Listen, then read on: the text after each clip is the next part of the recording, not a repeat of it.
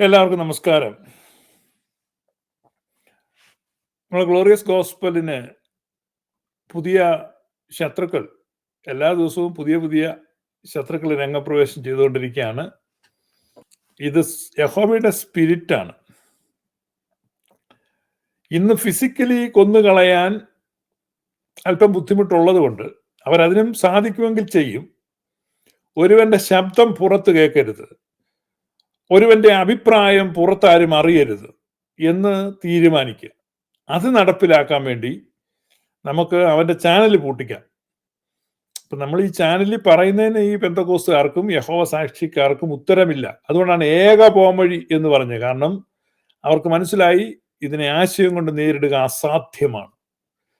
This is just unstoppable. അതല്ല ഞാൻ പറഞ്ഞത്, glorious gospel is just unstoppable. കാരണം ഇത് ട്രൂത്താണ്, ഇത് ലൈറ്റാണ്. വെളിച്ചത്തെ ഇരുളിന് പിടിച്ചടക്കാൻ സാധിച്ചില്ല എന്നാണ് യോഹന്നാൻ ശ്ലീഹ പറയുന്നത്. ആൻഡ് ഈ ഇരുളിന് ഈ വെളിച്ചത്തെ പിടിച്ചടക്കുവാൻ സാധിക്കില്ല. ഇരുള് ഭയപ്പെട്ട് പിന്മാറും. വെളിച്ചം ഇങ്ങനെ അങ്ങോട്ട് പകരുമ്പോൾ പ്രത്യേകിച്ച് പിന്നെ വേറൊന്നുമില്ല. വെളിച്ചം വരുമ്പോൾ ഇരുള് വഴിമാറിപ്പോവും. Glorious gospel is light. ഇപ്പൊ പെന്തക്കോസ്തിന്റെ ഇരുട്ട് മാറും, യഹോവ സാക്ഷിക്കാരുടെ ഇരുട്ട് മാറും, ബ്രദറൻകാരുടെ ഇരുട്ട് മാറും. അവർക്ക് എന്തുകൊണ്ടാണ് ഗ്ലോറിയസ് ഗോസ്പലുമായിട്ട് നേരിട്ടൊരു സംവാദത്തിന് ചർച്ചയ്ക്ക് വരാൻ പറ്റാത്തത്? കാരണം ഇരുട്ടിന് വെളിച്ചത്തോട് എന്ത് സഖ്യതയാണുള്ളത്? ഇരുളിന് വെളിച്ചത്തിന്റെ അരികിലേക്ക് വരാൻ കഴിയില്ല. അതുകൊണ്ടാണ് അവർ ഒളിച്ചൊളിച്ചൊളിച്ച് ഓടി ഓടി ഓടിപ്പോകുന്നത്. നിങ്ങൾ നല്ലൊരു വെളിച്ചവും പിടിച്ച് ഇരുളിനെ തപ്പി നടക്കൂ. You cannot find that darkness. അതുകൊണ്ടാണ് ക്ലബ് ഹൗസിൽ പെന്തക്കോസ്തുകാർ അപ്രത്യക്ഷമായി. ഗ്ലോറിയസ് ഗോസ്പൽ ചെല്ലുന്ന സ്ഥലങ്ങളിലെല്ലാം ഇരുൾ ഓടി ഒളിക്കുന്നു. അപ്പൊ പല ആളുകളും പറയുന്നത് അവർ ഭയപ്പെട്ടിട്ടാണ്. നോ, ഭയപ്പെട്ടിട്ടല്ല. സ്വഭാവത്തിൽ അവർക്ക് നിൽക്കാൻ കഴിയില്ല. കാരണം വെളിച്ചം വന്നാൽ ഇരുൾ മാറിപ്പോവാന്നുള്ളതല്ലാതെ വേറെ വഴിയില്ല. അതുകൊണ്ട് അവരങ്ങനെ ഓരോ പേജുകളിലിരുന്ന് നിലവിളിച്ച് സങ്കടപ്പെടുകയാണ്. സോ അവർ വളരെ വ്യാപകമായിട്ട് ഗ്ലോറിയസ് ഗോസ്പൽ വീഡിയോകൾക്കെതിരായിട്ട് റിപ്പോർട്ടുകൾ, ഹരാസ്മെന്റ് എന്നൊക്കെ പറഞ്ഞ് റിപ്പോർട്ട് അടിക്കുന്നുണ്ട്. അപ്പോൾ കൂടുതൽ റിപ്പോർട്ടൊക്കെ വന്നാൽ യൂട്യൂബ് ഒക്കെ വീഡിയോ ഒക്കെ എടുത്തു മാറ്റും. അപ്പൊ ഈ ചാനലിനെ സ്നേഹിക്കുന്ന നിങ്ങൾക്ക് ഈ ചാനലിൽ നിന്നുള്ള സുവിശേഷം ഇഷ്ടമാണെങ്കിൽ ഈ സുവിശേഷം തുടർന്ന് നിങ്ങൾക്ക് കേൾക്കണം, ഈ ചാനൽ നിലനിൽക്കണം, ഈ വീഡിയോസ് നിലനിൽക്കണം എന്നുണ്ടെങ്കിൽ ഈ വീഡിയോസിൽ നിങ്ങൾ ലൈക്ക് അടിക്കുക. ഞാൻ സാധാരണ ലൈക്ക് അടിക്കാനൊന്നും പറയുന്നല്ല, പക്ഷെ ഇത് നിലനിൽക്കണമെന്ന് നിങ്ങൾ ആഗ്രഹിക്കുന്നുണ്ട്. എന്നെ സംബന്ധിച്ച് അങ്ങനെയുള്ള യാതൊരു താല്പര്യങ്ങളോ അങ്ങനെ നിക്ഷിപ്ത താല്പര്യങ്ങളൊന്നുമില്ല. സാധിക്കുന്നത് പറയുക. പക്ഷെ ഈ വീഡിയോ നിലനിർത്താൻ നിങ്ങൾക്ക് താല്പര്യം ഉണ്ടെങ്കിൽ, അല്ലെ ഇത് നിലനിർത്തണം എന്ന് നിങ്ങൾക്ക് തോന്നുന്നെങ്കിൽ നിങ്ങൾ ലൈക്ക് അടിക്കുക, അത് ഷെയർ ചെയ്യുക, അതിനെ കമന്റ് എഴുതുക. ഇതാണ് യൂട്യൂബ് ആൽഗരിതം. അത് കാണാൻ കൂടുതൽ ആളുകൾ ഇത് ലൈക്ക് ചെയ്യുന്നു, കൂടുതൽ ആളുകൾ ഇത് ഷെയർ ചെയ്യുന്നു, കൂടുതൽ ആളുകൾ ഇതിൽ കമന്റ് ചെയ്യുന്നു എന്നൊക്കെ ഉണ്ടെങ്കിൽ യൂട്യൂബ് ആ വീഡിയോ എടുത്ത് മാറ്റില്ല. അതേസമയം നിങ്ങൾ ജസ്റ്റ് ഇത് കണ്ട് ഇതിന്റെ കണ്ടന്റ് മാത്രം കേട്ടാൽ കൊള്ളാം എന്ന് പറഞ്ഞ് തലകുലുക്കി പോയി കഴിഞ്ഞാൽ ഒരു പക്ഷേ മറ്റൊരു ഇത് റിപ്പോർട്ട് ചെയ്താൽ യൂട്യൂബ് വീഡിയോ എടുത്ത് മാറ്റും. ഇതാണ് സ്ഥിതി. കണ്ടത് അവരങ്ങനെ ആളുകളെ കൂട്ടുന്നുണ്ട്. ഞാൻ അറിഞ്ഞത് ഒരു വാട്സാപ്പ് ഗ്രൂപ്പുകളൊക്കെ ഉണ്ടാക്കി ആളുകളെ കൂട്ടി നമ്മുടെ വീഡിയോസ് റിമൂവ് ചെയ്യിക്കാനൊക്കെയുള്ള പരിശ്രമമാണ്.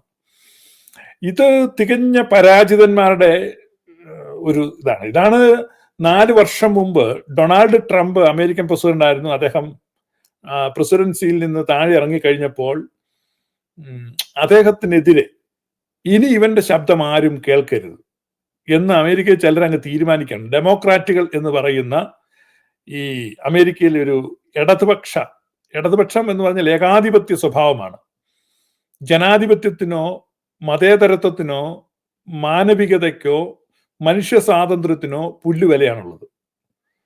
ഈ ലെഫ്റ്റിസ്റ്റുകൾ, ഇസ്ലാമിസ്റ്റുകളും ലെഫ്റ്റിസ്റ്റുകളും ആ കാര്യത്തിൽ ഞാൻ അതിനെപ്പറ്റി തണ്ണിമത്തങ്ങ എന്ന് പറയുന്നത്, പച്ച പുറത്തും ചുവപ്പകത്തുമാണ്. അപ്പൊ ഈ ഇസ്ലാമിസ്റ്റ് രാജ്യങ്ങളിലും അയൺ കർട്ടനാണ്, കമ്മ്യൂണിസ്റ്റ് രാജ്യങ്ങളിലും അയൺ കർട്ടനാണ്. അപ്പൊ അവിടെ പത്രസ്വാതന്ത്ര്യമില്ല, അഭിപ്രായ സ്വാതന്ത്ര്യമില്ല, ജനാധിപത്യമില്ല, ഒന്നുമില്ല. അപ്പൊ ഇവിടെ ഡെമോക്രാറ്റുകൾ അധികാരത്തിൽ വന്നപ്പോൾ ചെയ്ത ആദ്യത്തെ കാര്യം ട്രംപിനെ നിശബ്ദനാക്കുക. ട്രംപ് പറയുന്നത് ആരും കേൾക്കരുത്, കേട്ടാൽ കേൾക്കണ്ട. എന്താണ് ഇവരങ്ങ് തീരുമാനിക്കാണ്. ഒരുവനെ കൊല്ലുന്നതിന് തുല്യമാണ്, വധിക്കുന്നതിന് തുല്യമാണ്. അവന്റെ ശബ്ദം പുറത്ത്, അതിനാണല്ലോ കാരാഗ്രഹത്തിലിടുന്നത്. ജയിലിലിട്ട് കഴിഞ്ഞാൽ അവന് പുറത്തോട്ട് സംസാരിക്കാൻ പറ്റില്ല. അപ്പം കൈൻഡ് ഓഫ് സൈബർ ജയിൽ ഉണ്ടാക്കി ട്രംപിന്. ട്രംപിന്റെ ഫേസ്ബുക്ക് അക്കൗണ്ട് ഡിലീറ്റ് ചെയ്തു. സുക്കർബർഗ് പ്രഖ്യാപിച്ചു, എന്റെ ഫേസ്ബുക്കിൽ ഇനി ട്രംപിന് അക്കൗണ്ട് ഉണ്ടാവില്ല. അപ്പൊ ഫേസ്ബുക്കിലൂടെ ട്രംപിന് ആളുകളോട് മിണ്ടാൻ പറ്റില്ല. വാട്സാപ്പിലെ അക്കൗണ്ട് എടുത്തു കളഞ്ഞു. വാട്സാപ്പിലൂടെ മെസ്സേജ് അയക്കാൻ പറ്റില്ല. ട്വിറ്റർ അക്കൗണ്ട് ട്രംപിന്റെ മരവിച്ചു. ട്വിറ്ററിലൂടെയാണ് ട്രംപ് എല്ലാവരോടും ലോകം മുഴുവൻ സംസാരിച്ചിട്ടുണ്ട്, എടുത്തു കളഞ്ഞു. ഒരു തരത്തിൽ അവസാനം ട്രംപ് തന്റെ അനുയായികളുമായി ചേർന്ന് പുതിയൊരു social media platform truth social എന്നൊക്കെ പറഞ്ഞ് ഉണ്ടാക്കാൻ ശ്രമിച്ചെങ്കിലും അതൊന്നും ഒരു പൂർണ്ണ വിജയത്തിലെത്തിയില്ല. അപ്പൊ അങ്ങനെ ട്രംപിനെ ഏറെക്കുറെ നിശബ്ദനാക്കി 2 വർഷത്തോളം ട്രംപിന് ഒരു സോഷ്യൽ മീഡിയയിൽ ഒന്നും പറയാൻ പറ്റാത്ത സ്ഥിതി ഇവരുണ്ടാക്കി. ഞാൻ പറഞ്ഞത് ലോകത്തിലെ സ്വാതന്ത്ര്യത്തിന്റെ അവസാന വാക്ക് അമേരിക്ക എന്ന് പറയുന്നത് home of the Brave and land of the free എന്നൊക്കെ പറഞ്ഞ് ഇവർ തള്ളിമറിക്കും. ഇത് സ്വതന്ത്രന്മാരുടെ നാടാണ്, സ്വാതന്ത്ര്യ പ്രതിമ നിൽക്കുന്ന രാജ്യമാണ്. അപ്പൊ സ്വാതന്ത്ര്യ പ്രതിമ നിൽക്കുന്ന ഈ രാജ്യത്താണ് ജനാധിപത്യം കശാപ്പ് ചെയ്യപ്പെട്ടത്. അഭിപ്രായ സ്വാതന്ത്ര്യത്തിന്റെ വാമൂടിക്കെട്ട് ട്രംപിനെ നിശബ്ദനാക്കി. ഞാൻ ട്രംപിന്റെ നയങ്ങൾക്കെല്ലാം യോജിപ്പോ ട്രംപിന്റെ ഫാനൊന്നുമല്ല. പക്ഷെ അത് അതിക്രമമാണ്. ഒരു ആളും അതിനെ എതിർത്തില്ല. ഇവിടെ സുക്കർബർഗും മൈക്രോസോഫ്റ്റിന്റെ നേതാവായിരുന്ന ബിൽ ഗേറ്റ്സും സുക്കർബർഗും പിന്നെ ട്വിറ്ററും ഇവരെല്ലാം കൂടി അങ്ങ് തീരുമാനിക്കും ഇനി ട്രംപ് വേണ്ട, ഇനി ട്രംപ് മിണ്ടണ്ട. ആ സമയത്താണ് ഇലോൺ മസ്ക് വന്നിട്ട് ട്വിറ്റർ വില കൊടുത്തങ്ങ് മേടിച്ചു. ആദ്യം ചെയ്ത കാര്യം ട്രംപിന്റെ അക്കൗണ്ട് അങ്ങ് തുറന്നു. എന്ന് പറഞ്ഞാൽ ഇലോൺ മസ്ക് എന്ന് പറയുന്ന കോടീശ്വരൻ, വ്യവസായി, സാങ്കേതിക വിദഗ്ധൻ, അദ്ദേഹത്തിന്റെ മനസ്സിൽ കൊണ്ട് ഇത് അനീതിയാണ്, ഇതിങ്ങനെ അനുവദിക്കാൻ പാടില്ല. കാരണം പണത്തിന്റെ ധാർഷ്ട്യം, അധികാരത്തിന്റെ ധാർഷ്ട്യം. ഡെമോക്രാറ്റുകൾ പറയണമായിരുന്നു ഇത് തെറ്റാണ്, നമ്മുടെ ശത്രുവാണെങ്കിൽ. അപ്പൊ അദ്ദേഹത്തിന്റെ അഭിപ്രായത്തോട് എനിക്ക് വിയോജിപ്പുണ്ടെങ്കിലും ആ അഭിപ്രായം പ്രകടിപ്പിക്കാനുള്ള അദ്ദേഹത്തിന്റെ അവകാശത്തിന് വേണ്ടി എന്റെ അവസാന ശ്വാസം വരെ ഞാൻ പൊരുതും എന്ന് പറയുന്നവനാണ് യഥാർത്ഥ ജനാധിപത്യ വിശ്വാസം. ഞാൻ അങ്ങനെയാണ്. ഇപ്പം ഞാൻ പറയുന്നുണ്ടല്ലോ, എനിക്ക് ഓപ്പോസിറ്റ് അഭിപ്രായം പറയാനുള്ളവർ, അത് നമ്മുടെ ലൂസിയുടെ കാമുകൻ ട്രംപാനാണെങ്കിലും ഇനി ആരായിരുന്നാലും, ഇനി അത്താനാസിയോസോ ഏതാ മൂവാറ്റുപുഴ അത്താനാസിയോസോ മണ്ണുത്തി മിലത്തിയോസോ ആരുമായിക്കോട്ടെ, നമ്മളെ എതിർക്കുന്ന ആർക്കും ഇവിടെ വന്നിരുന്ന് എന്റെ ഈ ചാനലിൽ എന്നോടൊപ്പം ഇരുന്ന് സംസാരിക്കാൻ ഞാൻ അവസരം കൊടുക്കും. അവരുടെ ഒന്നും വാമൂടി കെട്ടണമെന്നോ അവരൊന്നും പേനെടുത്ത് എഴുതാതെ അവരുടെ വിരലുകൾ തിരിച്ചൊടിച്ചു കളയണമെന്നൊന്നും ഞാൻ പറയുന്നില്ല. എല്ലാവരും പറയട്ടെ, എല്ലാവർക്കും അഭിപ്രായ സ്വാതന്ത്ര്യം ഉണ്ടാകണം, അതല്ലേ നല്ലത്. അപ്പൊ സകലതും ശോധന ചെയ്ത് നല്ലത് മുറുകെ പിടിക്കുവിൻ. അപ്പൊ സകലതും ശോധന ചെയ്യുവാൻ സകലർക്കും അഭിപ്രായ സ്വാതന്ത്ര്യം കൊടുക്കണം.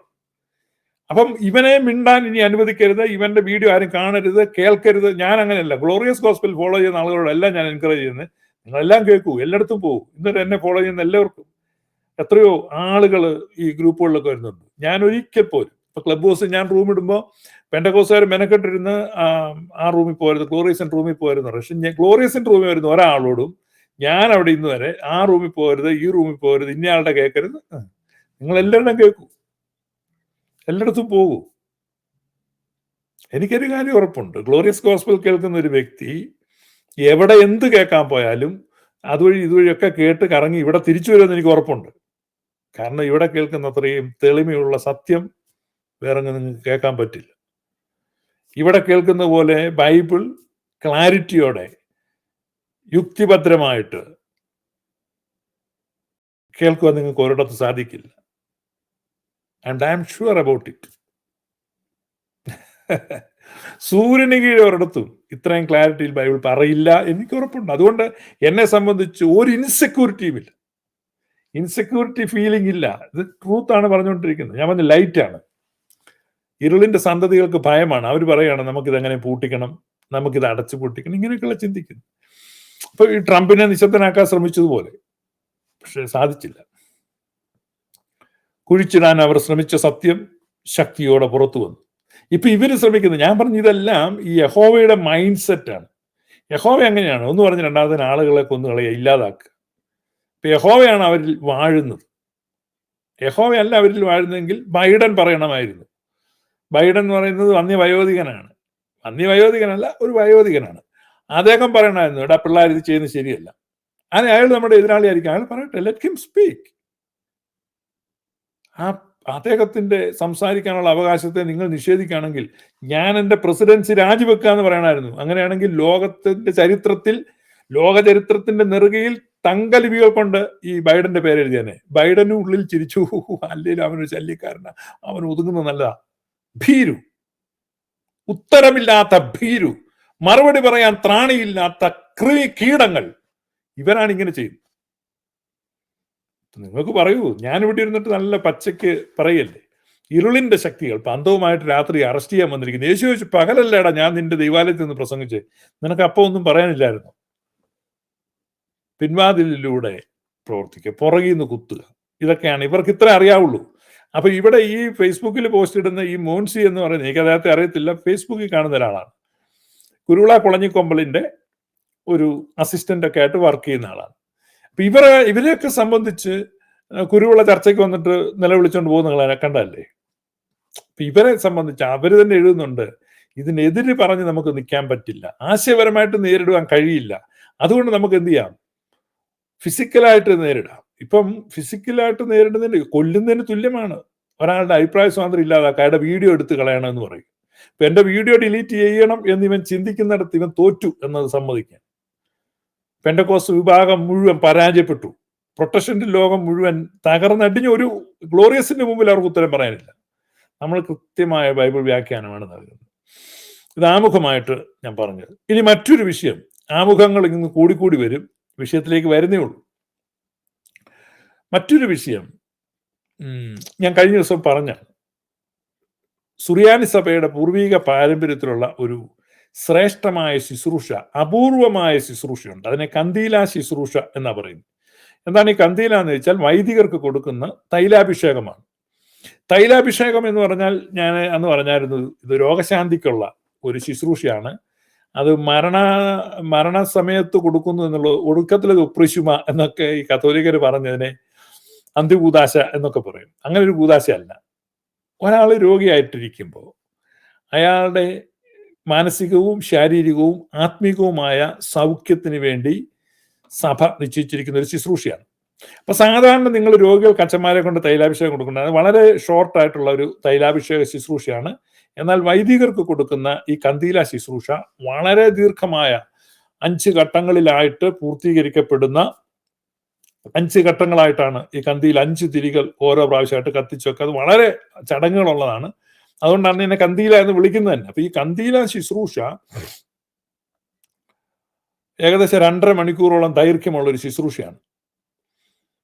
അത് നമ്മുടെ യാക്കോബായ സഭയിലെ അഭിവന്യ സേവേറിയോസ് തിരുമേനിക്ക്, അദ്ദേഹത്തിന് ഇപ്പൊ 83 വയസ്സായി, അദ്ദേഹം തന്നെ വീഡിയോയിൽ പറഞ്ഞ ആണ്, അദ്ദേഹം പറയുന്നത് ഞാൻ കേട്ടായിരുന്നു. 83 വയസ്സായി. അപ്പൊ ആ വന്യവയോധികനായിരിക്കുന്ന അദ്ദേഹം തൈലാഭിഷേക ശുശ്രൂഷ സ്വീകരിക്കാൻ തീരുമാനിച്ചു. അദ്ദേഹത്തിന്റെ കന്തീല നാളെ, അതായത് ബുധനാഴ്ച, നവംബർ 13 ബുധനാഴ്ച രാവിലെ 10 മണിക്ക് കോതമംഗലം മാർത്തോമാ ചെറിയ പള്ളിയിൽ വെച്ച് നടക്കുകയാണ്. അത് വളരെ അപൂർവമായ ഒരു സംഭവമാണ്. അതുകൊണ്ടാണ് ഞാൻ പറഞ്ഞത്, കന്തീല എല്ലാവരും ഇപ്പോഴും അറിയണമെന്നില്ല, വൈദികർക്കൊക്കെ കന്തീല ശുശ്രൂഷ കൊടുക്കാറുണ്ട്. ഈ കന്തീല ശുശ്രൂഷ വളരെ അപൂർവമായിട്ട് നടക്കുന്നതിന്റെ കാര്യം, മിക്ക ആൾക്കും വൈദികർക്കടക്കം ഒരു പേടിയുണ്ട്, ഇത് ചാകാൻ നേരത്തുള്ളതാണോ, ഇനി ഇത് ചെയ്താൽ ഉടനെ മരിക്കുമോ. അപ്പൊ അതുകൊണ്ട് കന്തീല സ്വീകരിക്കാൻ സാധാരണ വൈദികരൊന്നും അങ്ങനെ തയ്യാറാവില്ല. അവരിതെല്ലാം പൊതിഞ്ഞു കെട്ടി ഇങ്ങനെ നടക്കും. പിന്നെ പെട്ടെന്ന് രോഗാർത്ഥനാകും, പിന്നെ ഹോസ്പിറ്റലിൽ കയറും, പിന്നെ ഐസിയുൽ കയറും, പിന്നെ മൂക്കിലോട്ടും ഉള്ള ദ്വാരത്തിലോട്ടും എല്ലാവരും കുഴൽ പിടിപ്പിക്കും, പിന്നെ കന്തീലൊന്നുമില്ല. ഇങ്ങനെ ആളുകൾ അങ്ങനെ പൊക്കോണ്ടിരിക്കും. അതുകൊണ്ട് സുബോധമുള്ളപ്പോഴും ആരോഗ്യമുള്ളപ്പോഴും വാർദ്ധക്യത്തിലിരിക്കുന്ന വൈദികർ സ്വീകരിക്കേണ്ട ഒരു ശുശ്രൂഷയാണ്. അപ്പൊ അത്രമാത്രം ജ്ഞാനവും വെളിപ്പാടും ഒക്കെയുള്ള ഈ സേവേറിയോസ് തിരുമേനി തീരുമാനിച്ചു, ഇനി ബോധമില്ലാതെ ഇങ്ങനെ കടന്നിട്ട് ആരെങ്കിലും വന്ന് എണ്ണ പൂശുന്നതിനേക്കാൾ നല്ലത് സുബോധത്തോടെ. അത് ഞാൻ അദ്ദേഹത്തെ ഹൃദയം കൊണ്ട് നമിക്കുകയാണ്. അപ്പൊ അദ്ദേഹത്തിന്റെ കന്തീല ശുശ്രൂഷയാണ് നാളെ കോതമംഗലം പള്ളി വെച്ച് നടക്കുന്നത്.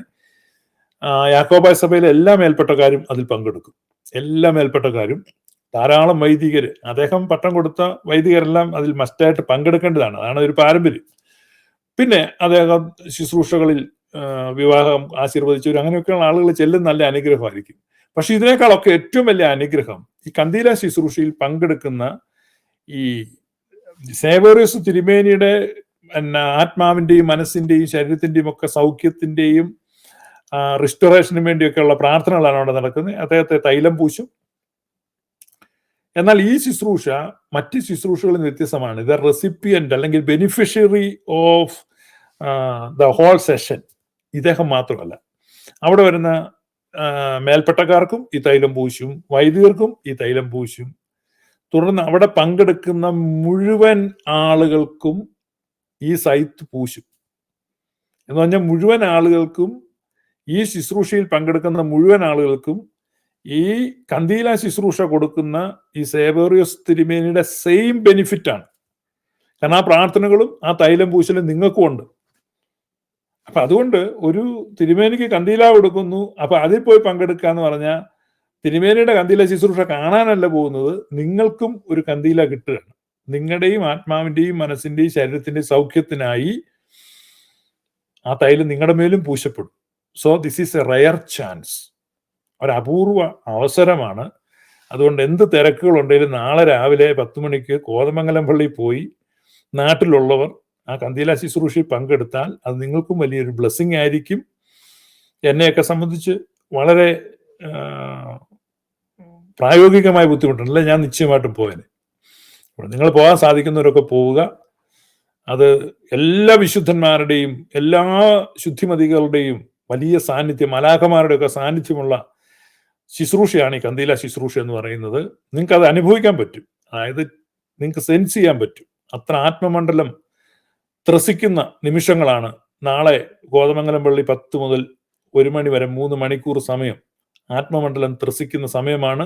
നിങ്ങൾ അവിടെ പോവുക.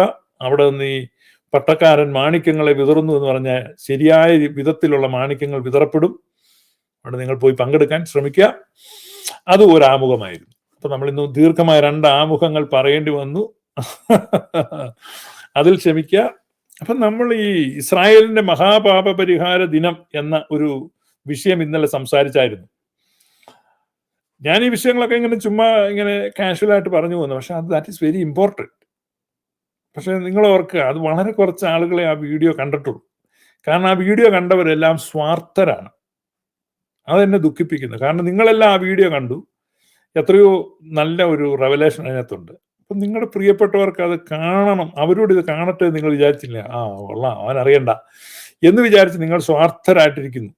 നിങ്ങൾ വേറെ ആർക്കും അത് പാസ് ചെയ്തില്ല. അതായത് ഇത് നല്ലൊരു വീഡിയോ ആണ് കേട്ടോ, ഇത് കാണേണ്ടതാണ് എന്ന് നിങ്ങൾ പറഞ്ഞില്ലല്ലോ.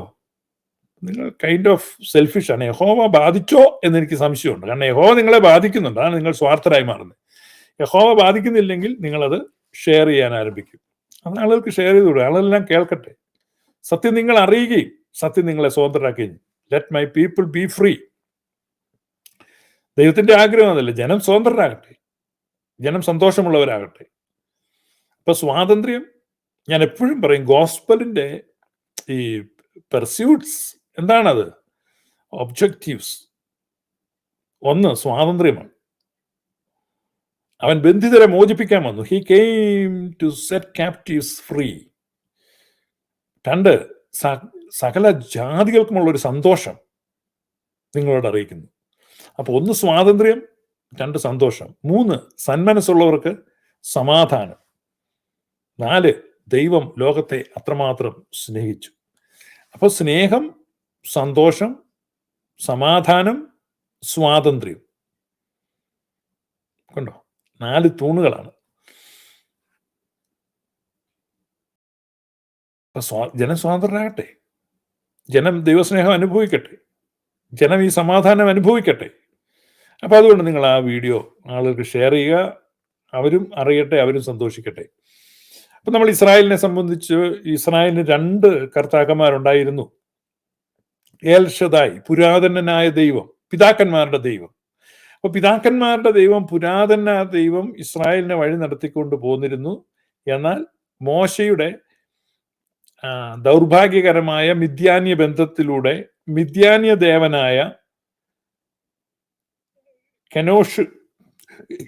കെനേസ്യരുടെ ദേവനായ, ഖനികളുടെ ദേവനായ, മൂക്കിൽ നിന്ന് പുക പുറപ്പെടുകയും വായിൽ നിന്ന് തീ പുറപ്പെടുകയും രക്തവും മേധസ്സും പുരണ്ട വാള് കയ്യിൽ പിടിക്കുകയും ചെയ്യുന്ന ഒരു മൂർത്തി, യഹോവ.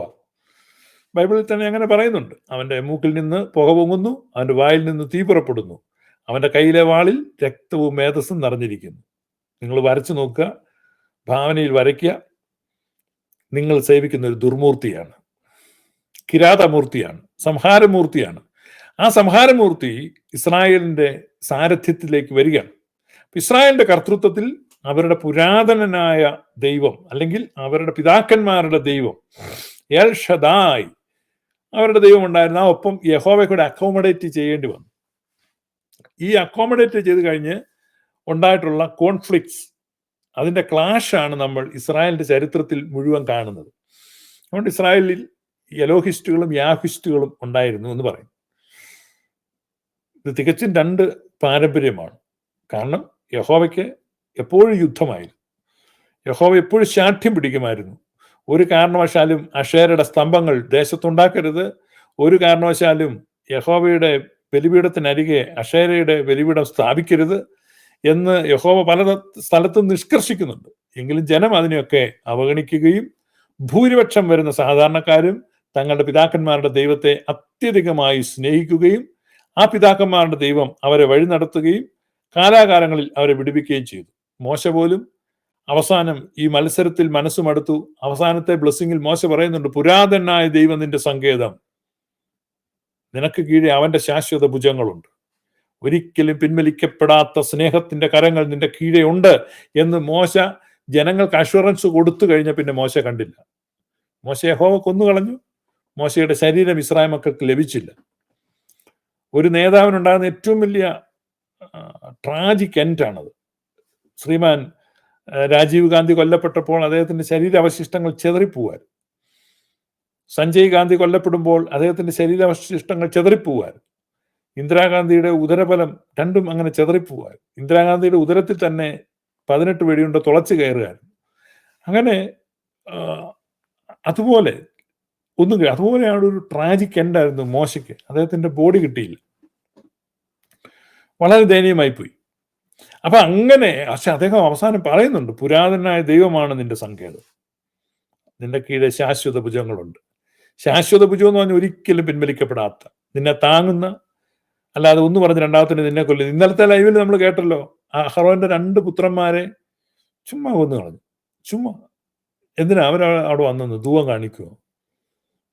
എന്നിട്ട് മോശ വിളിച്ചു പറയാണ്, മോശ ഞാൻ അഹ്റോൻ 2 പിള്ളേരെ കൊന്നു, അഹ്റോനോട് ഒന്ന് സൂക്ഷിച്ചോണം എന്ന് പറ. കാരണം എൻ്റെ അടുത്തോട്ട് വരുമ്പോൾ ചിലപ്പോൾ ഞാൻ കൊല്ലുമായിരിക്കും. കാരണം എനിക്ക് അറിയത്തില്ല, ചിലപ്പം ഇന്നലത്തെ ലൈവ് കേട്ടാൽ റെഫറൻസ് എല്ലാം കൊടുത്തിട്ടുണ്ട്.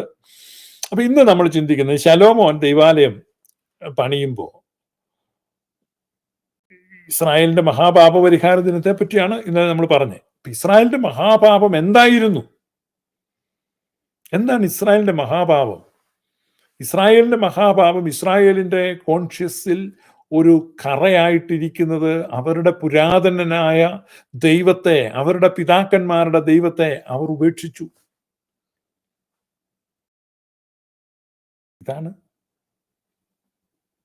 ഇതാണ് യിരെമ്യാവ് പറയുന്നത്, ജീവന്റെ ഉറവയെ നിങ്ങൾ ഉപേക്ഷിച്ചു, വെള്ളമില്ലാത്ത പൊട്ടക്കിണറുകളെ കുത്തിയിരിക്കുന്നു.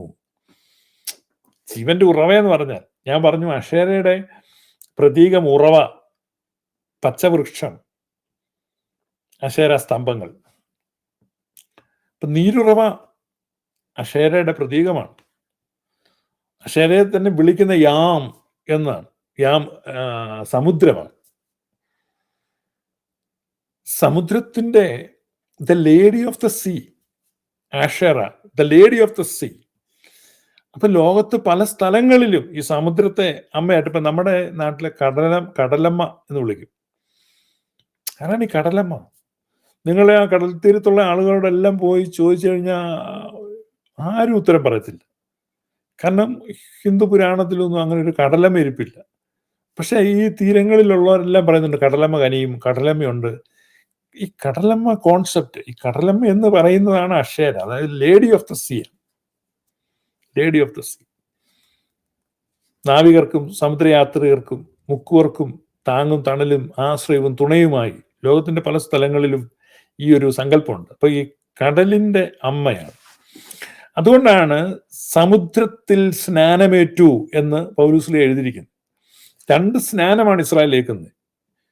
മേഘത്തിലും സമുദ്രത്തിലും അവർ സ്നാനമേറ്റു, മോശയോട് ചേർന്നു. 2 കർത്തൃത്വമാണ്. അശേര കർത്തൃത്വത്തിന് സമുദ്രത്തിലും, യഹോവ കർത്തൃത്വത്തിന് മോശയിലും അല്ല മേഘത്തിലും സ്നാനമേറ്റു. അപ്പൊ ഇരുണ്ട മേഘം യഹോവയുടെ സ്നാനമായിട്ടും ഈ സമുദ്രം surely that is Asherah, that is El Shaddai, that is the lady of the sea. അപ്പൊ അതിനോട് ചേർന്നു. നിങ്ങൾ ഈ പറയുന്നല്ലോ പല സംസ്കാരങ്ങളിലും ഞാൻ പറഞ്ഞു, വൃക്ഷത്തൈകൾ നട്ടുപിടിപ്പിക്കുക, വൃക്ഷങ്ങളെ പരിപാലിക്കുക, ഇതൊക്കെ കൈൻഡ് ഓഫ് അശേര വർഷിപ്പാണ്. ഈ അശേര വർഷിപ്പ് കേരളത്തിലുടനീളം നമ്മുടെ കാവ് സംസ്കാരം മുഴുവൻ ഈ ഏൻഷ്യൻ അശേര വർഷിപ്പിൽ നിന്നാണ്. ആ കോൺസെപ്റ്റാണ്. കാരണം കാവുകൾ ഉണ്ടാക്കുക, ഓരോ തറവാടിൻ്റെ ഒക്കെ ചേർന്ന് കാവുകൾ, വൃക്ഷങ്ങൾ, വള്ളികളും വൃക്ഷങ്ങളുമാണ്, വൃക്ഷലതാദികൾ എന്ന് പറയും. അപ്പൊ വൃക്ഷലതാദികൾ ഇങ്ങനെ വെക്കുക, അവിടെയാണ് വർഷിപ്പ് ചെയ്യുന്നത്. കാവ് ആരാധനയാണ്.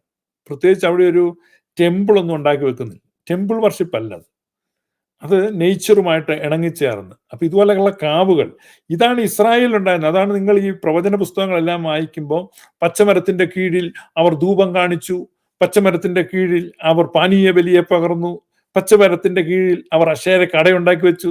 അപ്പൊ ഈ മരങ്ങളോട് ചേർന്ന് മരങ്ങളെ നട്ടുപിടിപ്പിക്കുക, മരങ്ങളെ സ്നേഹിക്കുക, സംരക്ഷിക്കുക, പരിരക്ഷിക്കുക, ഈ ഒരു കൈൻഡ് ഓഫ് സംസ്കാരം നമ്മുടെ കേരളത്തിൽ ആ സംസ്കാരം പണ്ടൊക്കെ വ്യാപകമായിട്ടുണ്ടായിരുന്നു. കൂടുതലും മുസ്ലിങ്ങളും ക്രിസ്ത്യാനികളുമാണ് കാവ് സംസ്കാരത്തെ നശിപ്പിച്ചത്. ഈ ഹിന്ദുക്കളുടെ പുരയിടങ്ങളൊക്കെ മേടിച്ചിട്ട് ആദ്യം ആ കാവ് വെട്ടി തെളിക്കുക ഒരു വാശി പോലെയാണ്. അങ്ങനെ കാവുകളൊക്കെ നഷ്ടപ്പെട്ടു. കേരളത്തിൽ ഇപ്പോൾ കാവുകളില്ല. കാവുകൾ എവിടെയെങ്കിലുമൊക്കെ വളരെ, എൻ്റെ ഓർമ്മയിൽ എൻ്റെ വീടിനടുത്ത് 2 കാവുണ്ടായിരുന്നു. ഇപ്പൊ കാവിനെ വിളിക്കുന്നത് തന്നെ സർപ്പക്കാവ് എന്നാണ്. നമുക്കറിയാമല്ലോ അശേരയുടെ പ്രതീകമായിട്ട് എന്താണ്? സർപ്പം. അതിനെ പിച്ചള സർപ്പത്തെ മോശ ഉണ്ടാക്കി വെച്ചു. ഇവിടെ ഈ സർപ്പത്തിന്റെ കാവാണ്. അപ്പൊ ഈ പലപ്പോഴും ക്രിസ്ത്യാനികൾ സർപ്പത്തെ പിശാചായിട്ടും ശത്രുവായിട്ടും ഭയങ്കര എതിരാളിയായിട്ട്, പക്ഷെ സുറിയാനി ക്രിസ്ത്യാനികൾ മനസ്സിലാക്കുന്നില്ല, അവരുടെ മേൽപ്പട്ടക്കാരന്റെ കയ്യിലിരിക്കുന്ന അംശവടി 2 സർപ്പങ്ങളാണ് ഇരിക്കുന്നത്. പക്ഷെ അത് ഹിന്ദുക്കൾ അവിടെ വെച്ച് കഴിയുമ്പോഴേക്കും അത് പിശാച. ഇത് പെന്തക്കോസ്തുകാർ വന്നിട്ടാണ് പിശാചാണ് എന്നുള്ള ആശയം, ആ ആശയത്തെ സബ്സ്ക്രൈബ് ചെയ്തു എന്നുള്ളതാണ് സുറിയാനിക്കാർക്ക് പറ്റിയ അബദ്ധം. മനസ്സിലായി? ആ സർപ്പം എല്ലാം പിശാചാണ്, അങ്ങനെയുള്ള ഒരു ചിന്ത പെന്തക്കോസ്തുകാരിൽ നിന്ന് സബ്സ്ക്രൈബ് ചെയ്യുകയാണ്. ഇത് യാഹിസ്റ്റുകൾ ഉണ്ടാക്കിയ ഒരു കോൺസെപ്റ്റാണ്. അപ്പൊ യാഹിസ്റ്റുകൾ ഉണ്ടാക്കിയ concept divine council of God, ദൈവത്തിന്റെ ഭരണസമിതി എന്ന് പറയുമ്പോൾ അതിവിശാലമായ വലിയ ദേവസഭയാണ്. ആ ദേവസഭയാണ് ലോകത്തെ എന്ത് ചെയ്യുന്നത്? നാവിഗേറ്റ് ചെയ്യുന്നത്, ലോകത്തെ കൺട്രോൾ ചെയ്യുന്നത്, ലോകത്തെ ജഡ്ജ് ചെയ്യുന്നത്, ലോകത്തെ ഗവേൺ ചെയ്യുന്നത്, ലോകത്തെ ഭരിക്കുന്നത്. അപ്പൊ ആ സമ്പ്രദായത്തിൽ അസഹിഷ്ണുവായിട്ട് യഹോവ മാത്രമാണ് പറയുന്നത്, ഞാനല്ലാതെ വേറൊരു ദൈവവും നിങ്ങൾക്കുണ്ടാകാൻ പാടില്ല. എല്ലാ മഹത്വവും, എല്ലാ സ്തുതിയും, എല്ലാ പുകഴ്ചയും എനിക്ക് വേണം, എനിക്ക് വേണം. ഈ ഡിവൈൻ കൗൺസിലിലെ വേറൊരു പേഴ്സണും ഒരിടത്ത് ഇത് പറഞ്ഞിട്ടില്ല. ബാല് പറഞ്ഞിട്ടില്ല എന്നെ മാത്രമേ ആരാധിക്കാവുള്ളൂ. കെമോഷ് പറഞ്ഞിട്ടില്ല എന്നെ മാത്രമേ ആരാധിക്കാവുള്ളൂ. ദാഗോൻ പറഞ്ഞിട്ടില്ല ഞാനല്ലാതെ അന്യ ദൈവങ്ങൾ നിങ്ങൾക്കുണ്ടായത്. കാരണം ദാഗോന്റെ ആളുകൾ യഹോവയ്ക്ക് കാഴ്ച കൊടുത്തു വിടുന്നുണ്ട്. ദാഗോൻ പണക്കമില്ല. അപ്പോൾ നമ്മൾ ചുറ്റുപാടുകൾ നോക്കുമ്പോൾ ഒരു ദേവന്മാരും ദേവിമാരും ഇങ്ങനെ പറയുന്നില്ല. ആകെ ഈ എക്സ്ക്ലൂസീവിസം പറയുന്നത് എനിക്ക് മാത്രം, ഞാൻ മാത്രം, എന്നെ സ്തുതിക്കണം, എന്നെ ബഹുമാനിക്കണം, എൻ്റെ അടുത്ത് മാത്രം നിൽക്കണം എന്ന് ശാഠ്യം പിടിക്കുന്ന സ്വാർത്ഥതയുടെ മൂർത്തരൂപമായത് യഹോവ മാത്രം. ഇതിനെയാണ് റിലീജിയസ് എക്സ്ക്ലൂസീവിസം എന്ന് പറയുന്നത്. റിലീജിയസ് എക്സ്ക്ലൂസീവിസമാണ് അസ്വസ്ഥത ഉണ്ടാക്കുന്നത്. ഇന്ന് ലോകത്തിന്റെ പ്രശ്നം അതാണ്, റിലീജിയസ് എക്സ്ക്ലൂസീവ്സ്.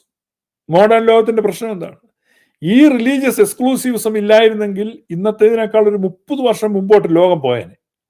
ഇന്ന് ലോകത്തിന്റെ തലവേദന, ലോകത്തെ പൊളിറ്റീഷ്യൻസിന്റെ, ഭരണകർത്താക്കളുടെ ടൈം മുഴുവൻ കൺസ്യൂം ചെയ്യുന്ന, അല്ലെങ്കിൽ അവരുടെ എനർജി, പണം, ലോകത്തിന്റെ എത്രയോ അവേഴ്സ് ആണ് ഈ because of the religious exclusive. ഇപ്പൊ 2000 2001 ഈ ട്വിൻ ടവർ ന്യൂയോർക്കിൽ തകർക്കപ്പെട്ടു. ഇപ്പൊ ട്വിൻ ടവറിന് മുമ്പും ട്വിൻ ടവറിന് ശേഷവും എന്ന് അടയാളപ്പെടുത്തിയാൽ അമേരിക്കയിലെ സിവിൽ വ്യോമയാന വകുപ്പ് മേഖലയിലൊക്കെ എന്ത് വ്യത്യാസമാണെന്നറിയോ? നേരത്തെ ഇവിടെ 2001 മുമ്പ് അമേരിക്കയിൽ വിമാനത്തിൽ ആഭ്യന്തര വിമാന യാത്രയ്ക്ക് യാതൊരു സെക്യൂരിറ്റി ഇല്ല. അതുകൊണ്ടാണ് അവർക്കത് കയറി പറ്റാൻ പറ്റും. കാരണം അത്ര പരസ്പര വിശ്വാസവും.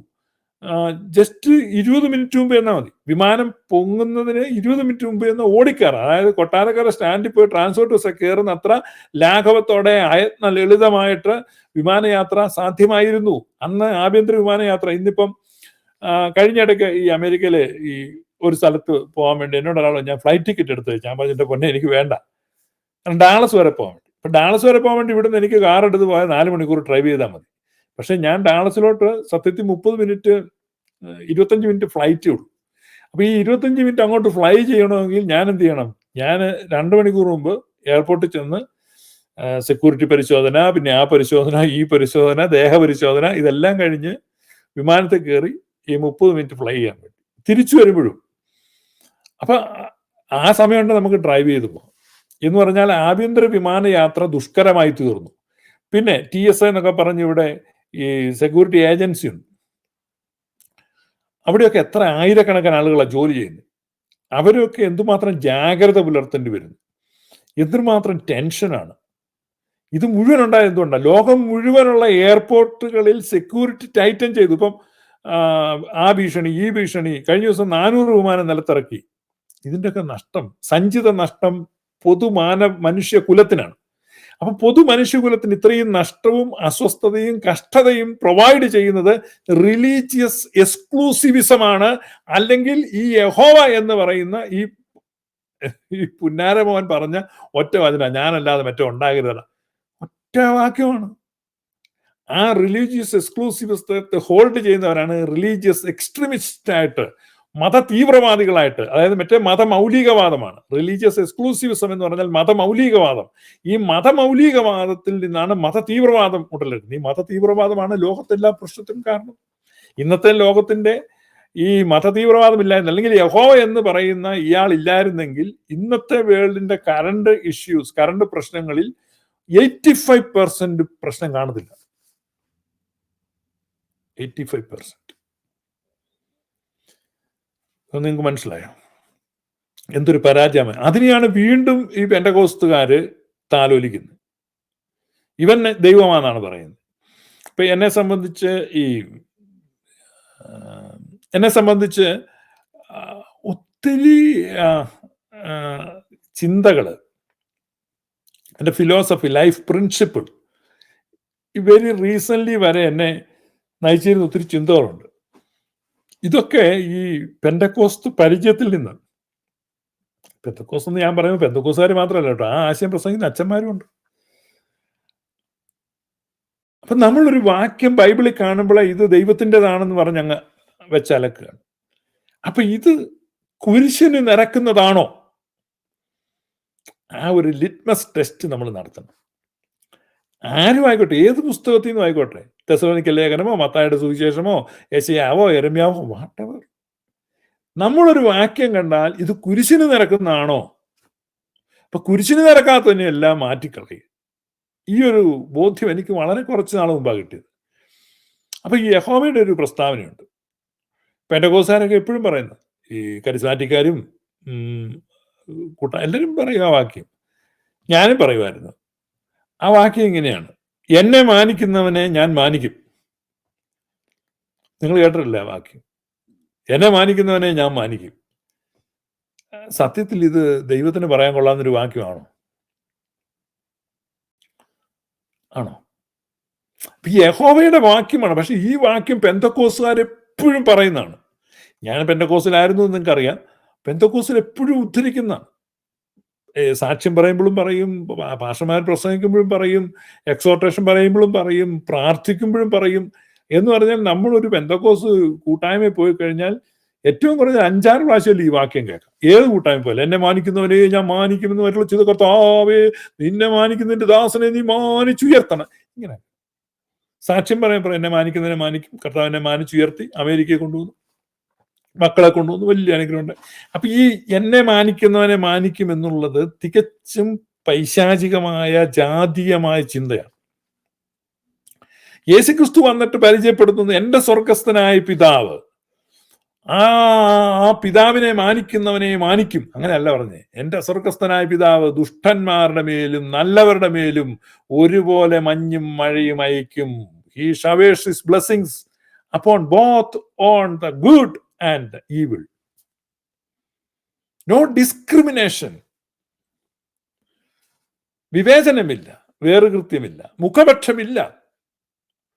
യഹോവ പറഞ്ഞതല്ല, എന്നെ മാനിക്കുന്നവനെ ഞാൻ മാനിക്കും, അല്ലാത്തവനോട് ഞാൻ പണി കൊടുക്കും. അവന്റെ സൈക്കിളിന്റെ ടയറിന്റെ കാറ്റ് ഞാൻ ഊരിവിടും, അവന്റെ കാറിന്റെ ടയറിന് ഞാൻ അള്ളു വെക്കും. ഇതൊക്കെയാണ് യഹോവയുടെ പരിപാടി. അപ്പൊ എന്നെ മാനിക്കുന്നവനെ ഞാൻ മാനിക്കും. ആ വളരെ ഒരു ചെറിയൊരു കാലം മുമ്പ് വരെ ഞാനും ഇതാണ്. കാരണം കേട്ട പല്ലവിയാണ്, പാടിക്കൊണ്ടിരിക്കുകയാണ്. ഒരു ദിവസം ഞാനിങ്ങനെ ഇരുന്ന് എന്നെ മാനിക്കുന്നവനെ ഞാൻ മാനിക്കും എന്ന് ഞാനിങ്ങനെ ഇരുന്ന് പ്രാർത്ഥിക്കുമ്പം എൻ്റെ വായിലിങ്ങനെ ഇത് വന്നു, എന്നെ മാനിക്കുന്നവനെ. പെട്ടെന്ന് എൻ്റെ ഉള്ളിൽ നിന്ന് ഒരു സ്വരം, ഈസ് ദാറ്റ് റൈറ്റ്? ഈ ശരീരം ചങ്കിനകത്തിരുന്ന് വർത്തമാനം പറയുന്നു. ഞാൻ ആരെ എടേ ഞാൻ തന്നെ ആടേ, ഇത് ആരടേ? ഞാൻ ചെയ്ത് ആരേ? അല്ല, ഇത് ശരിയാണോ? എന്നെ മാനിക്കുന്നവനെ ഞാൻ മാനിക്കും, ഇതാണോ നീ പഠിച്ചത്? എനിക്ക് വലിയ വിഷമായിപ്പോയി. ഇത് പിശാച് പറയുന്നതാണ്. തന്നെ പൂജിക്കുന്നവനെ, തന്നെ സേവിക്കുന്നവനെ, തനിക്ക് സേവ ചെയ്യുന്നവനെ അവന് പ്രത്യേക മന്ത്രശക്തി കൊടുക്കും, തന്ത്രശക്തി കൊടുക്കും, തപശക്തി കൊടുക്കും. പിന്നെ ഇതാണ് പെന്തക്കോസ്തുകാരെ ചിന്തിക്കുന്നത്. അതുകൊണ്ട് 21 ദിവസം ഉപവസിക്കുന്നു, 40 ദിവസം ഉപവസിക്കുന്നു, മുഴങ്കാൽ പ്രാർത്ഥന നടത്തുന്നു, ഇങ്ങനെ ഒരു ശക്തി പ്രാപിച്ചു, ദൈവത്തെ മാനിച്ചു. എന്നെ മാനിക്കുന്നവനെ ഞാനും മാനിക്കും.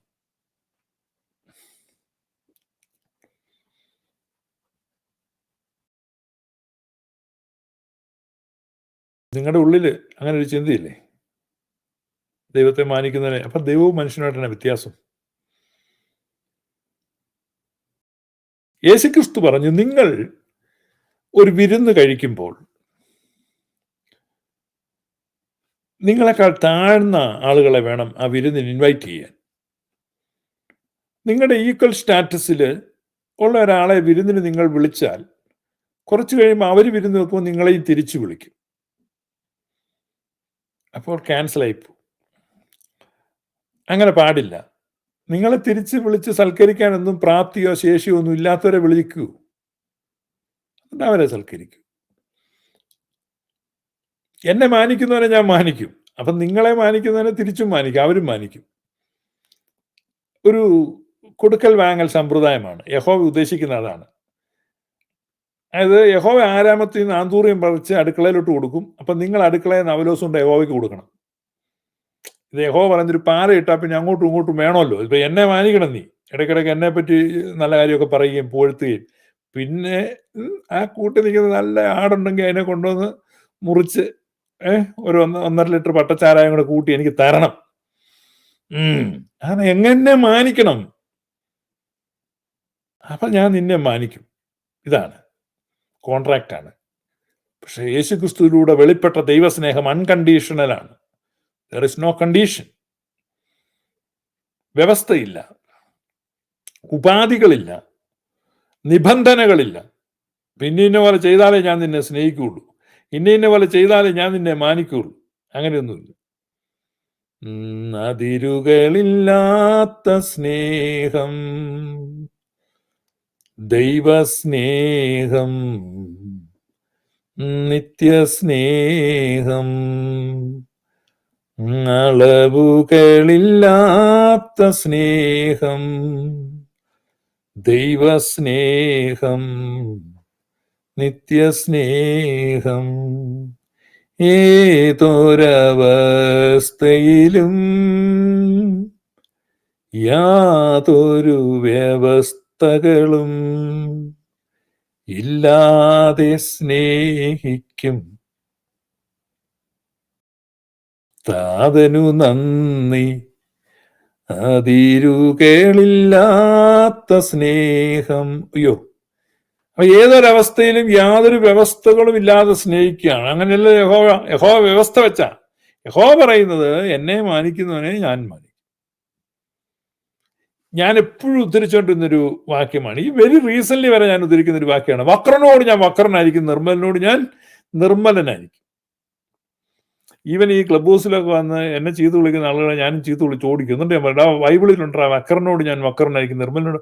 പക്ഷെ വെരി റീസെന്റ് ആണ് ദൈവത്തിന്റെ ആത്മാവ് എന്നെ ബോധ്യപ്പെടുത്തി, that is wrong, you are wrong, you are absolutely wrong. കാരണം വക്രനോട് ഞാൻ വക്രനും നിർമ്മലനോട് നിർമ്മലനാണെങ്കിൽ നീ ഏത് തെമ്മാടിയേക്കാളും better, you are not better any worse person in the world. ലോകത്തുള്ള തെമ്മാടികളും പാവികളും ലോകത്തുള്ള എല്ലാ മനുഷ്യരും അങ്ങനെയാണ്. അവരോട് നൈസായിട്ട് പെരുമാറുന്നവരോട് അവർ നൈസായിട്ട് പെരുമാറും. അപ്പൊ യഹോവയുടെ സ്റ്റാൻഡേർഡ് അവിടെ പോയി നിൽക്കുന്നത്. യഹോവ പറയാണ് വക്രനോട് ഞാൻ വക്രനായിരിക്കും. അപ്പൊ പെന്തക്കോസിൽ പരിചയിച്ച് ഈ പെന്തക്കോസ് ശീലങ്ങളെല്ലാം എന്നെ ബാധിച്ചു.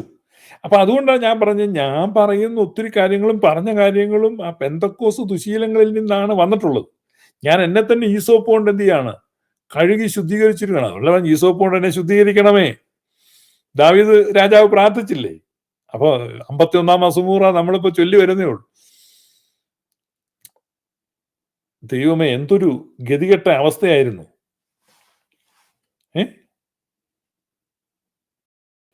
എന്തൊരു ഗതികേടാണ്. നമ്മൾ പറയാം, നമ്മുടെ മൈൻഡ് സെറ്റ് വരെ ഈ യഹോവയുടെ മൈൻഡ് സെറ്റായി പോയി.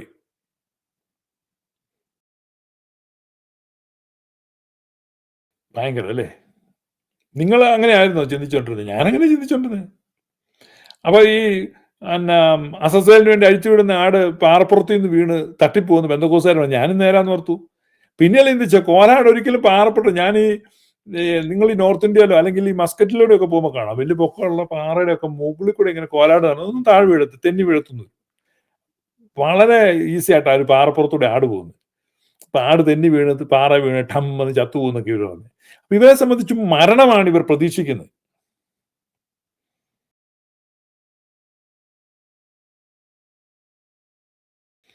മരണമാണ് ഇവർ പ്രതീക്ഷിക്കുന്നത്. നാശമാണ് ഇവർ പ്രതീക്ഷിക്കുന്നത്. അപ്പോ വക്രനോട് വക്രനും നിർമ്മലനോട് നിർമ്മലനും അത് വേണ്ട. യേശുക്രിസ്തു പറഞ്ഞു, നിങ്ങളുടെ ശത്രുക്കളെ സ്നേഹിപ്പി. That's A standard. അതാണ് കുരിശിന് നിരക്കുന്നത്. അതുകൊണ്ടാണ് ഞാൻ പറഞ്ഞ, കുരിശിന് നിരക്കാത്ത പണി ചെയ്യരുത്. കുരിശിന് നിരക്കുന്നതേ എടുക്കാവുള്ളൂ. നമ്മളങ്ങനെയല്ല. നമ്മൾ ഭയങ്കര തെറ്റായ ചിന്തകളാണ് വെച്ചിരിക്കുന്നത്. എന്നിട്ട് ഇത് ബൈബിളിലുള്ളതായതുകൊണ്ട് ഇതൊക്കെ ദൈവികമാണ് എന്ന് നമ്മൾ ചിന്തിക്കുകയാണ്. ബൈബിളിലുള്ളതായതുകൊണ്ട് നമ്മൾ ചിന്തിക്കുകയാണ്, ഓ കുഴപ്പമില്ല, ഇതിങ്ങനെ മതിയായിരിക്കും. അങ്ങനെ പോരാ. നിങ്ങൾ തിരുത്താൻ തയ്യാറാകണം. ഞാൻ എൻ്റെ ഫോൾട്ടുകൾ കണ്ടുപിടിക്കുകയാണ്. കാരണം പെന്തക്കോസുകാർ തന്നെ കേട്ടോ, ഈ യഹോവയുടെ ആശയമുള്ള ആളുകളെല്ലാം ചിന്തിക്കുന്ന അങ്ങനെയാണ്. ഇപ്പം ഞാൻ പറയാം, ഒരു സ്ത്രീ ഇരുന്ന് പാടുകയാണ്. നല്ല പാട്ടാട്ടോ. ആ സ്ത്രീയുടെ ശബ്ദം നല്ലതാണ്, പാട്ട് നല്ലതാണ്, എല്ലാം നല്ലതാണ്, ഞാൻ അപ്രീഷിയേറ്റ് ചെയ്യുന്നു. പക്ഷേ അവർ പാടുന്ന എന്താണെന്ന് വരി ശ്രദ്ധിക്കണം. അവരുടെ പ്രതീക്ഷ എന്താണ് നിങ്ങളൊന്ന് വിലയിരുത്തണം. ഒരുപക്ഷെ നിങ്ങൾക്ക് നിങ്ങളെ തന്നെ ഇതിൽ കണ്ടെത്താൻ പറ്റും. അതുകൊണ്ടാണ് ഞാൻ ഇതൊക്കെ ഷെയർ ചെയ്യുന്നത്. ഇതുണ്ടോ?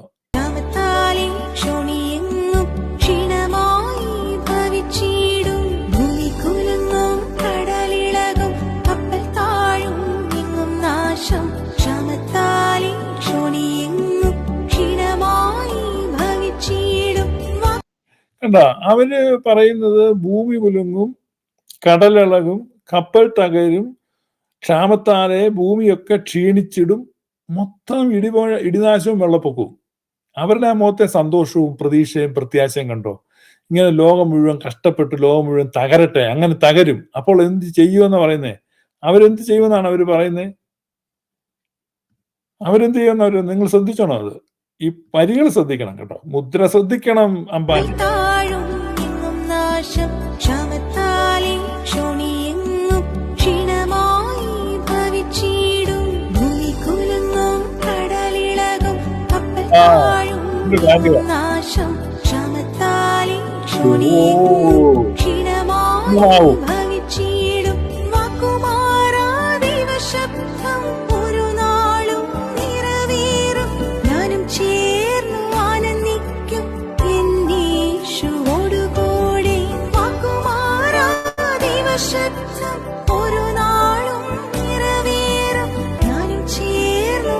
അപ്പൊ ഞാൻ ചേർന്ന് ആനന്ദിക്കും. അതായത് ഈ ഭൂമിയിൽ വലിയ നാശം ഉണ്ടാകുമ്പോ, ഭൂമി കുലുങ്ങുന്നു, സമുദ്രം ഇളകുന്നു, കപ്പലുകൾ തകരുന്നു, ഭൂമി മുഴുവൻ ക്ഷാമം ഉണ്ടാകുന്നു, അപ്പോൾ ഐ വിൽ റിജോയ്സ്.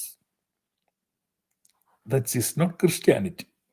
ക്രിസ്ത്യാനിറ്റി എന്ന് പറഞ്ഞാൽ ദുഃഖിക്കുന്നവരോട് കൂടെ ദുഃഖിക്കുക, സന്തോഷിക്കുന്നവരുടെ കൂടെ സന്തോഷിക്കുക.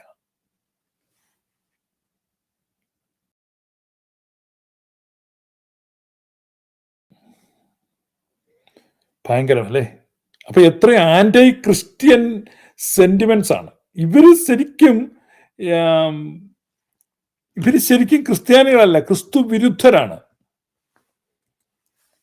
ഇവരുള്ളിൽ വെച്ചിരിക്കുന്ന സങ്കല്പം വേറെയാണ്. ലോകം നശിക്കണം, അയലക്കംകാരൻ വണ്ടി ഇടിച്ചാകണം, ഇടിവെട്ടേറ്റ് ചാകണം, പാമ്പ് കടിച്ച് അവന്റെ മകൻ ചാകണം, വിമാനം പൊട്ടിത്തെറിക്കണം, ഇങ്ങനെയുള്ള ചിന്തകൾ ഇവരുള്ളിൽ സൂക്ഷിക്കുന്നു. ഇവര് വിധ്വംസക പ്രവർത്തകരാണ്. ഇവർ നിഷേധാത്മക സമീപനം വെച്ചു പുലർത്തുന്നവരാണ്. ഇവർ മനുഷ്യത്വ വിരുദ്ധരാണ്.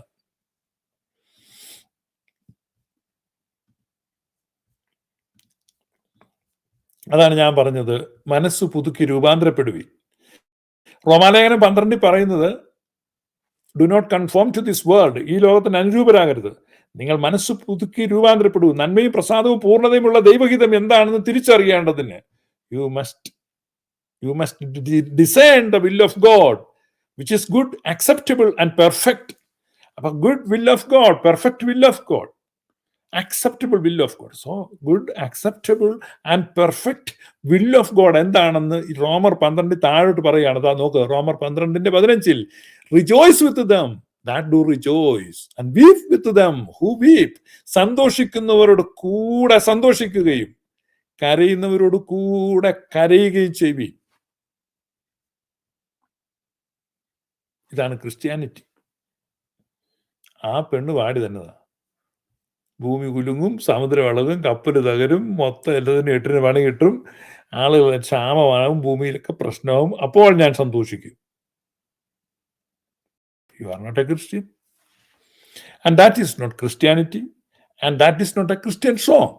ഇപ്പൊ തന്നെ കത്തോലിക് അച്ഛന്മാർ ആ പാട്ട് ഏറ്റു പാടിക്കൊണ്ടിറങ്ങും. കാരണം ഇന്നാളൊരു അലവരാതി ഒരുത്തൻ പാട്ട് പാടിയായിരുന്നു, ഞാനിപ്പോ എന്നാ ചെയ്യുന്നത്, എന്നാ പറയാൻ, എന്നാ കോപ്പ എന്ന് പറഞ്ഞ് കന്യാസ്ത്രീകളും ഒക്കെ ഇരുന്ന് പാടി ഇങ്ങനെ ഇറക്കുക, ഭയങ്കര എന്തോ സംഭവം പോലെ. അപ്പൊ ഇങ്ങനെയുള്ള നിഷേധാത്മകവും വിധ്വംസകവുമായ ഗീതങ്ങൾ, ഇതൊക്കെയാണ് ഇപ്പൊ ട്രെൻഡായിട്ട് ആളുകൾ ഇതൊക്കെയാ പാടുന്നത്. അതുകൊണ്ട് ഇപ്പൊ ട്രൂ ക്രിസ്ത്യാനിറ്റി എന്താണെന്നാണ് ഗ്ലോറിയസ് ഗോസ്പലിൽ പറയുന്നത്. അപ്പൊ നമ്മൾ പറഞ്ഞു പിന്നെ ഇതേപ്പറ്റിയൊക്കെ പറഞ്ഞുകൊണ്ടിരിക്കുകയായിരുന്നു. അപ്പൊ ഇസ്രായേലിന്റെ ഇരട്ട കർത്തൃത്വത്തെ പറ്റിയാണ് നമ്മൾ പറഞ്ഞത്. അപ്പൊ ഇസ്രായേലിന്റെ ഇരട്ട കർത്തൃത്വത്തെ പറ്റി നമ്മൾ പറഞ്ഞു വന്നപ്പോ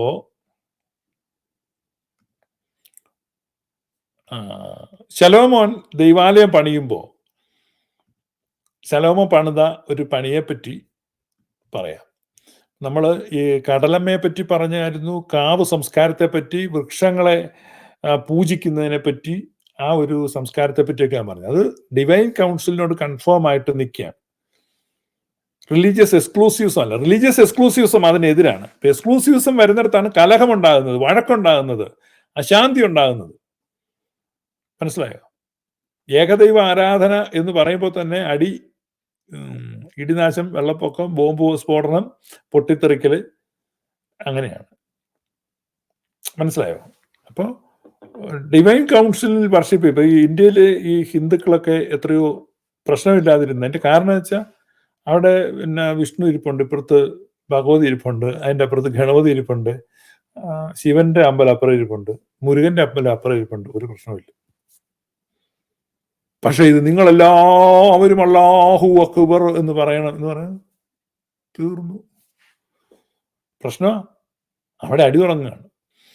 അപ്പൊ ശലോമോൻ ജ്ഞാനികളിൽ ജ്ഞാനിയായ എന്ന് പറഞ്ഞാൽ സോഫിയായിൽ നിന്ന് ജ്ഞാനം ലഭിച്ച, അല്ലെ ജ്ഞാനത്തിന്റെ ദേവതയിൽ നിന്ന് ജ്ഞാനം വർഷിക്കപ്പെട്ട, അല്ലെങ്കിൽ പിതാക്കന്മാരുടെ ദൈവം അല്ല. ചെറിയ വെള്ളമൊന്നും കുടിച്ചാൽ പോരാ, നമ്മളെ വെള്ളം കുടിപ്പിക്കുക.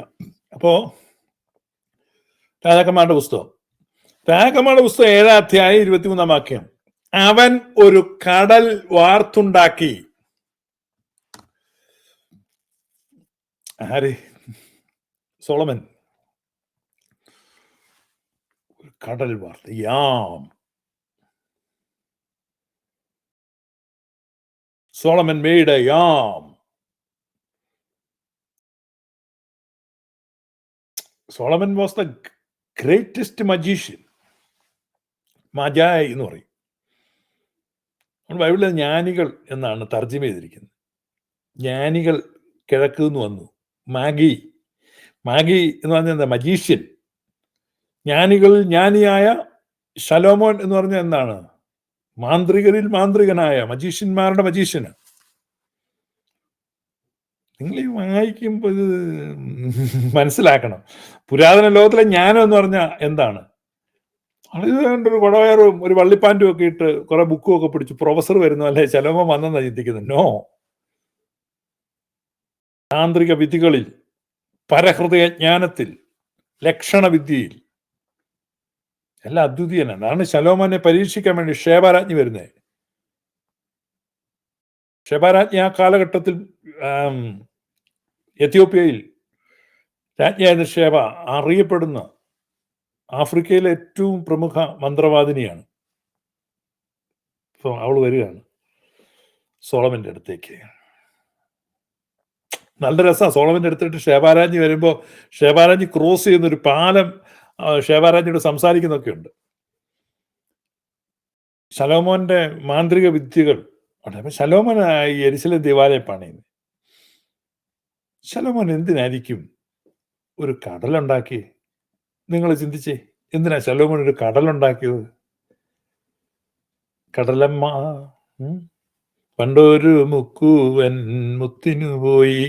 അവനൊരു കടൽ വാർത്തുണ്ടാക്കി. അത് വൃത്താകാരമായിരുന്നു. അതിന് വക്കോട് വക്ക് 10 മുഴവും ഉയരം 5 മുഴവും ചുറ്റും 30 മുഴം നൂലളവും ഉണ്ടായിരുന്നു. ഇനി നോക്കണം അടുത്തത്.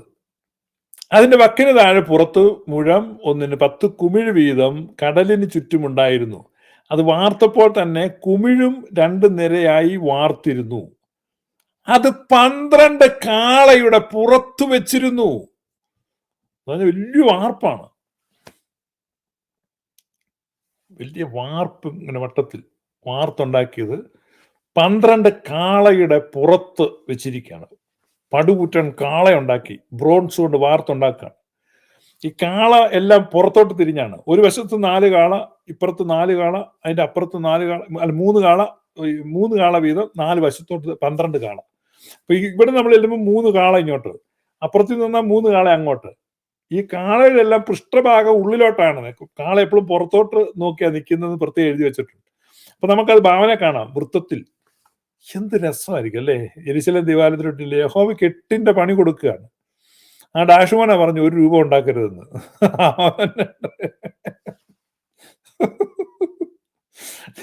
യെരുശലേം ദൈവാലയം എന്ന് പറഞ്ഞ യഹോവയ്ക്ക് ഇതിനൊക്കെ വലിയൊരു പണി കിട്ടാനുണ്ടോ? ശലോമോൻ മിടുക്കന. അയ്യോ, അപ്പൊ അവനെ കാണണ ശലോമോനെ. യഹോവയുടെ ചരിത്രത്തിൽ യഹോവയ്ക്ക് 8ന്റെ പണി കൊടുത്ത ആള് ശലോമോനാ. യേശു വന്നിട്ട് പറയാണ്, ഇവിടെ ഇതാ ശലോമോനിലും വലിയവൻ. അമ്മോ എന്ന് പറഞ്ഞാൽ, എടാ ശലോമോൻ ദൈവാലയം പണിത് പണി കൊടുത്തെങ്കിൽ യേശു ദൈവാലയം പൊളിച്ച് പണി കൊടുക്കാൻ വന്നതാണ്. ശലോമോനിലും വലിയവൻ. യേശു പറയാ യഹോവയ്ക്കിട്ട് പണി കൊടുക്കാൻ വേണ്ടി ഇസ്രായേലിനെ കഷ്ടപ്പെടുത്തിയ ദുഷ്ട പിശാചിനെ വരുതിക്ക് നിർത്താനാണ് ശലോമോൻ ദൈവാലയം പണിത്. ഇത് മര്യാദയ്ക്ക് അങ്ങായിരുന്നാണ്, കൂരിരുളങ്ങാൻ പോയിരുന്നാണ് ഈ പ്രദേശത്ത് കണ്ടുപോരുത്. അത് 12 കാളയുടെ പുറത്ത് വെച്ചിരുന്നു. അവയിൽ 3 വടക്കോട്ടും 3 പടിഞ്ഞാറോട്ടും 3 തെക്കോട്ടും 3 കിഴക്കോട്ടും തിരിഞ്ഞിരുന്നു. കടൽ അവയുടെ പുറത്ത് വെച്ചിരുന്നു. അവയുടെ പൃഷ്ഠഭാഗമൊക്കെയും അകത്തോട്ടായിരുന്നു. കണ്ടോ? ഇതാണ് ഞാൻ പറഞ്ഞത്. അതിന്റെ കനം 4 അങ്കുലം, അതിന്റെ വക്ക് പാനപാത്രത്തിന്റെ വക്ക് പോലെ താമരപ്പൂവിന്റെ ആകൃതിയിലായിരുന്നു. അതിൽ 2000 ബത്ത് വെള്ളം കൊള്ളും. ഇതാണ് ഒരു കടലുണ്ടാക്കി. There was a sea.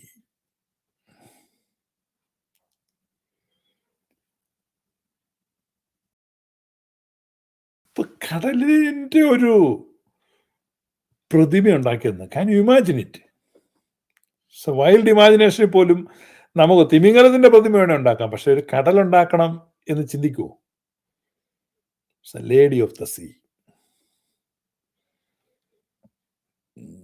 The lady of the sea ആണ് ഉണ്ടാക്കി വെച്ചത്.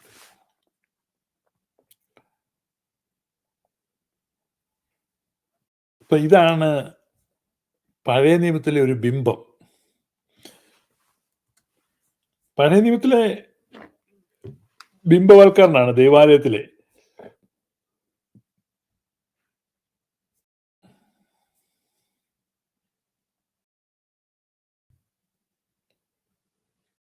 പുതിയ നിയമത്തില് വരുമ്പോഴും നമുക്ക് ഇത് കാണാൻ പറ്റും. പുതിയ നിയമത്തിൽ വരുമ്പം വെളിപ്പാടിന്റെ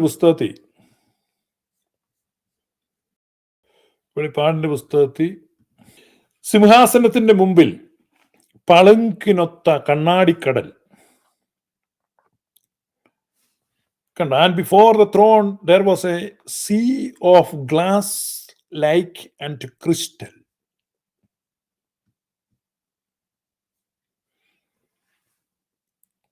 നിയമത്തിൽ ആ പ്രതീകം വെച്ചിട്ടുണ്ട്. Lady of the see. That sea is there. പുതിയ വരുമ്പോ ഉണ്ടല്ലോ, സോളമന്റെ കാലത്ത് പിത്തള കൊണ്ട് താമ്രം കൊണ്ട് കടല് വാർത്തുണ്ടാക്കിയിട്ട് അത് വെള്ളം കോരി ഒഴിക്കുകയാണ്. ആ വെള്ളത്തിൽ ഇളക്കങ്ങളുണ്ട്, ആ വെള്ളത്തിൽ നിഴലുകളുണ്ട്, ആച്ഛാദനമുണ്ട്. പക്ഷെ പുതിയ നിയമത്തിൽ വരുമ്പോഴേക്കും കണ്ണാടി പോലെ അത് നിശ്ചലവും സ്വച്ഛതയും ഉള്ളതാണ്. അപ്പൊ നിശ്ചലമായ സ്വച്ഛതയുള്ള കണ്ണാടി കടൽ. ഇതാണ് പറയുന്നത്, സ്വച്ഛതയുള്ള വെള്ളത്തിനരികത്തേക്ക് എന്നെ നയിക്കും. Perfect, it stand still. അപ്പൊ ആ സ്വച്ഛതയുള്ള ജലത്തിന്റെ പെർഫെക്ഷൻ, പൂർണ്ണത നമ്മൾ ഈ വെളിപ്പാട് പുസ്തകത്തിൽ കാണുക. എല്ലാ കലഹജലം മാറി. മെരീബ വെള്ളത്തിൽ കലഹജലമാണെന്ന ബൈബിൾ പറയുന്നത്. നോ ലോങ്ങർ കലഹജലം ഇനിയില്ല. ഇതാ സകലതും നിവൃത്തിയായിരിക്കും. വെളിപ്പാട് പുസ്തകത്തിൽ ഇതാ സകലതും പുതുതായിരിക്കും. ഇപ്പൊ കടൽ അങ്ങനെയായി. കടൽ ശാന്തമായി. കടൽ ശാന്തമായെന്ന് പറഞ്ഞാൽ ഇതുപോലെ ശാന്തമായല്ല. പളുങ്കിനൊത്ത കടൽ കണ്ണാടിയായി തീർന്നു. നോ ചലനം, നോ പ്രശ്നം. അപ്പോഴാണ് അവൾ അവിടെ ഇരുന്ന് പാടുന്നത്, കടലിൽ ഇളകി. അപ്പൊ കണ്ണാടിക്കടലാണ് പളുങ്ക് കടൽ. പളുങ്കു കടൽ കരയിരിക്കും എന്നൊക്കെ പെന്തക്കോസ്തുകാർ പാടും. അവർക്ക് അറിയത്തില്ല പളുങ്ക് കടൽ എന്നതാണ്. കടൽ എന്താണ്, കടലിന്റെ ആളാരാണ് എന്ന് മനസ്സിലാക്കുക. വേറൊരു ഭാഗമുണ്ട് കേട്ടോ വെളിപ്പാട് പുസ്തകത്തിൽ 15-ാം അധ്യായത്തിലുണ്ട്. തീ കലർന്ന പളുങ്ക് കടൽ പോലെ ഒന്നും മൃഗത്തോടും അതിന്റെ പ്രതിമയോടും പേരിന്റെ സംഖ്യയോടും ജയിച്ചവർ ദൈവത്തിന്റെ വീണകൾ പിടിച്ചുകൊണ്ട് പളുങ്ക് കടലിനരികെ നിൽക്കുന്നത് ഞാൻ കണ്ടു.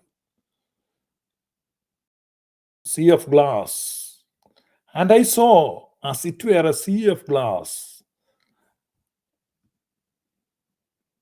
ആ മൃഗം വായിൽ നിന്ന് തീ പുറപ്പെടുവിക്കുന്നു. ആകാശത്തു നിന്ന് തീ ഇറക്കി ആളുകളെ കൊല്ലുന്ന ഒരു മൃഗമായിരുന്നു. ആ മൃഗത്തോട് ജയിച്ചവർ കടൽ തീരത്ത് നിന്നു. ഏത് കടൽ തീരത്താണ്? പളുങ്ക് കടൽ തീരത്ത് നിന്നു. നിങ്ങൾ ആ യെരൂശലേം ദൈവാലയം ഒന്ന് ഭാവനയെ കാണുക. ശലോമോൻ ഉണ്ടാക്കി വെച്ച ആ 12 കാള ചുമന്നുകൊണ്ട് നിൽക്കുന്ന ആ കടല് നിങ്ങളൊന്ന് മനസ്സിൽ കണ്ടേ. നിങ്ങളുടെ മനസ്സിലേക്ക് അതൊന്ന് വരട്ടെ. മുകളിൽ ആകാശത്തിലോ ആകാശത്തിന് താഴെ ഭൂമിയിലോ ഭൂമിക്ക് താഴെ വെള്ളത്തിലുള്ള യാതൊന്നിന്റെയും സാദൃശ്യമോ സ്വരൂപമോ നീ ഉണ്ടാക്കരുത്. ദൈവാലയത്തിൽ തന്നെ ഉണ്ടാക്കി വെച്ചു. Thank you for listening. This is Glorious Gospel. May God bless you. അനാദികാലം മുതലേ ദൈവം തന്നൊരു സുവിശേഷം അബ്രഹാമിനെ മുൻകൂട്ടി അറിയിച്ചതും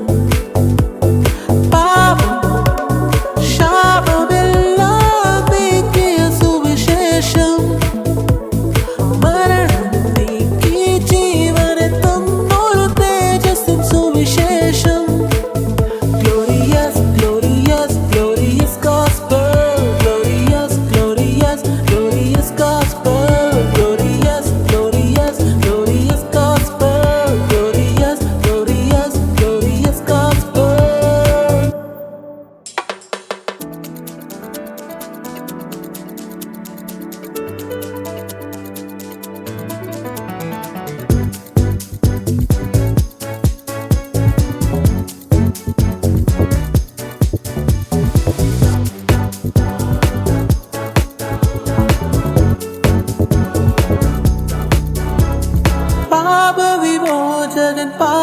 വിമോചനമായൊരു സുവിശേഷം.